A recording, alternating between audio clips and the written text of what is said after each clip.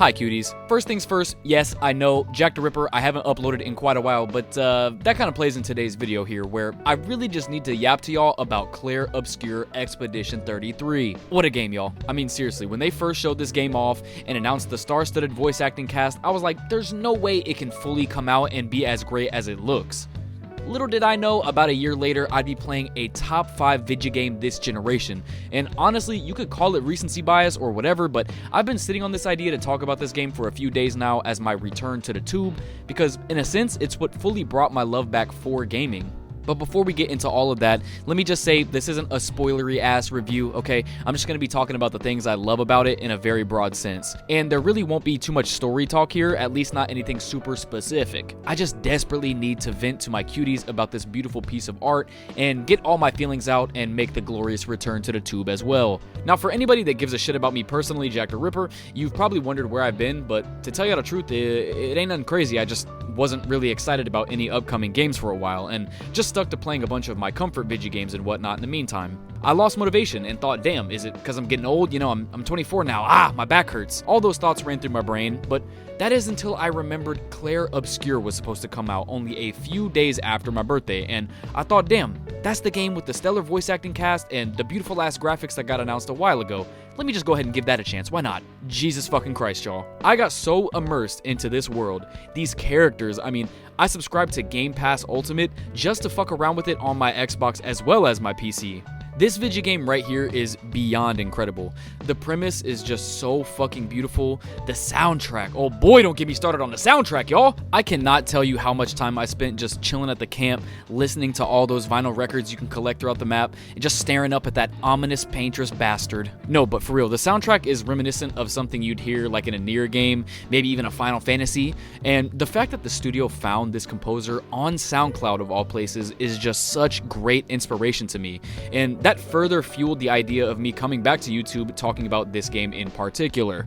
Sometimes you experience a piece of media that makes you feel enraged, saddened, you know, but sometimes you get this empowerment feeling like, damn, I can really do anything in the whole world. And that's what started to flow through me after completing Clair Obscur. No bullshit. There's something so pure and amazing about a team of just 30 people whipping up a wonderfully ambitious title such as this one that is now surely going to win Game of the Year since GTA 6 ain't coming out in big 2025.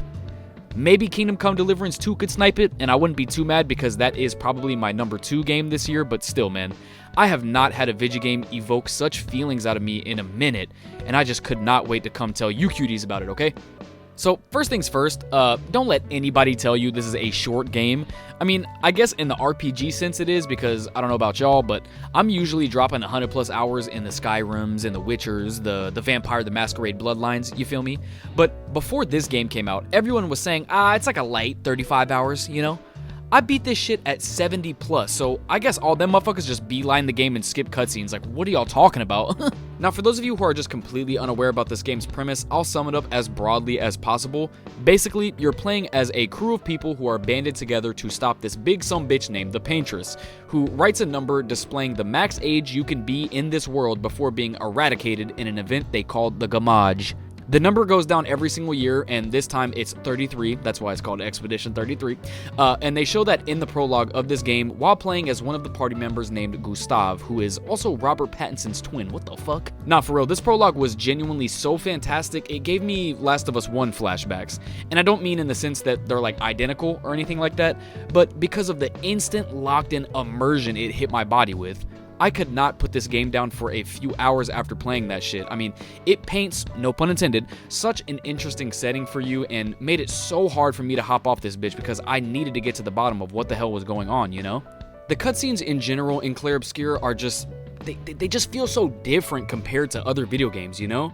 I mean, I do not know how they're going to pick between all the different party members to get nominated for Best Performance at the Game Awards, simply because everyone did such a stellar job, they might as well all just win at once, for real. The conversations between these people just feel so raw and realistic and intelligent.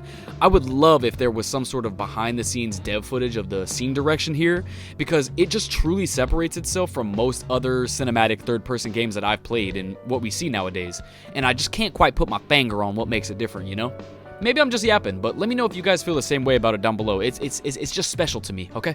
That's really about as far as I can go without getting too specific, and I'd rather the folks who haven't played it yet just experience it firsthand instead of just hearing my dumbass ruin the plot. You smell me? Now, before I get into the gameplay, let me just tell y'all I was severely worried about not enjoying myself simply because I've never been a turn-based guy. I mean, I've tried some heavy hitters like Persona, some of the older Final Fantasies, Pokemon, you know? It's just never really been my thing, and I didn't grow up with it. I did put an insane amount of hours into Baldur's Gate 3 though, but that was one of the first games to really show me that I might just be a dumbass and have been sleeping on peak this entire time. But Clair Obscur really amped it up to another level because it's pretty close to being a traditional JRPG style turn-based combat system. Obviously, they put their own little swag on it. This combat system has been cause for a lot of conversation on the interwebs because obviously all you truly have to do to get good is be a demon with the parrying and you're kinda set. But in my opinion, that's not all there is to it. In some of the harder boss battles, I opted to dodge instead of relying on the parry just to get used to the timing windows, and once you level up your party enough, you can ass blast anyone standing in your way, sometimes even before they can get a turn off on you, you know? And I'm sure a lot of you RPG purists might find Clair Obscur's combat a bit too strayed away from that typical format, but I tell you what, it's definitely got me wanting to try a lot of the classic JRPGs I missed out on growing up, and as a matter of fact, I'm a few hours into Final Fantasy X right now, as we speak, and that's strictly just because I had a great time with this game. And I mean, if it's able to open up more gamers to shit like that, I think it must be doing something right. And also, comment down below the best JRPG I missed out on. Seriously, I have decades to catch up on, y'all. Can you help a brother out? But yeah, the gameplay, especially near the end of the game, got to the point where none of the cannon fodder enemies could really fuck with me, but that's just like most RPGs. Sooner or later, you're just gonna walk around as a god among men, and that is fine. I really like how this game handled exploration as a whole though. There's a big ass hub area style map that almost has like an isometric camera angle, kinda, top down, you know, where you can walk around and explore all the little linear dungeon style areas and side objectives. I've seen people be upset about the lack of a minimap or radar, but I personally really enjoyed the immersive element to only seeing your character, and you just walk around these environments and you gotta remember where you were last. Something I would have liked to have seen in this game would have been perhaps a way to check which areas you've been to prior, you know, like maybe a percentage meter that represents how much you've seen in that area, but honestly, that's just a minor nitpick for somebody like me that likes to do all the side content at the end, you know? There's an insane amount of side content here, and in my opinion, a lot of the best shit comes right at Act 3, when the game is about to end. So make sure you really take your time once you get to that spot because it has so much compelling content there. Clair Obscur is such an inspirational piece of media, and I'm honestly so saddened that I beat it already. Obviously, there's New Game Plus, and running through the beginning of that is incredible once you have beat it, just so you get to see all the little foreshadows and whatnot. I just don't know how this team was able to pull this game off, or how they were even able to afford all this insane voice talent, but I'm sure fucking glad they did because it paid off for them, obviously. I mean, 2 million copies sold in 12 days, that's not even including all the people who checked it out through Game Pass as well. I am so ecstatic to see what this team can cook up next. I saw some concept art actually that they had for this project, and one of the images was almost this like cyberpunk looking environment, so it'd be insane to see their spin on a world of that magnitude, you know? Regardless, I believe Sandfall Interactive is here to stay, and I really hope they get to keep dropping amazing content like this every few years or so. I didn't even mention this game is only 50 smackarooskies too. Like, you get to play one of the best games this entire generation for $50 or $20 through Game Pass. What the fuck?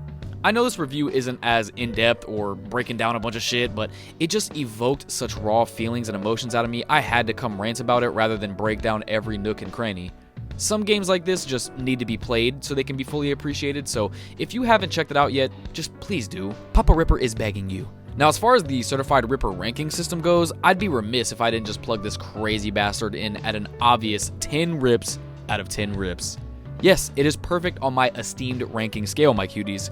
Shout out to Doom the Dark Ages, by the way, but I feel bad for it in a sense just because it had to be my follow-up game to Clair Obscur, and that's just not fair, you know? I wouldn't wish that on any game. But yeah, I'm happy to be back making videos for y'all, and you really have Clair Obscur to blame or thank, I guess, depending on how you look at it.